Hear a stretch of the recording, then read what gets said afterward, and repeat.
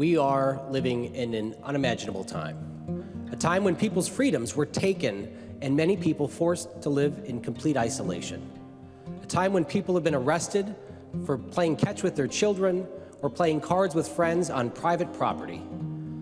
You've all heard from business owners and employees in your district who've lost everything, who are calling you and they're at wit's end. The government has taken this from people. The government has taken this, and unlike taking a house to build a highway, we don't give them due process. We don't give them just compensation.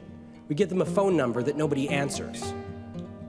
We give them an application that nobody gets back to them on. Madam Speaker, in our efforts to save lives, we are killing livelihoods. In just the past few weeks, the governor has ordered businesses closed and shut people up inside their homes. Our economy has been smoked. The state budget projection of $1.5 billion surplus is now likely a gaping deficit.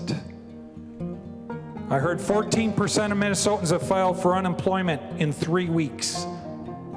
In my district, farmers' milk prices have been slashed, hog and beef prices are in the tank, and the fact that there's not a market for their finished animals has placed some farmers in positions that involve very difficult decisions about what they are going to do with the newborn offspring that they may no longer have room for.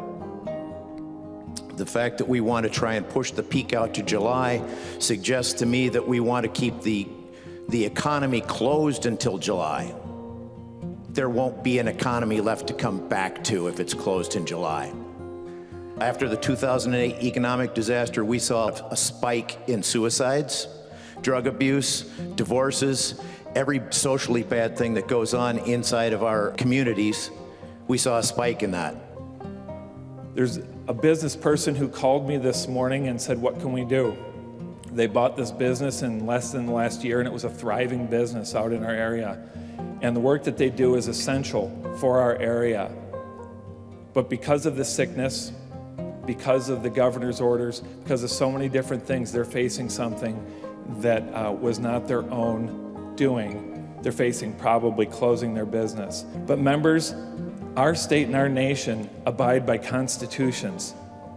And those constitutions call for a separation of powers.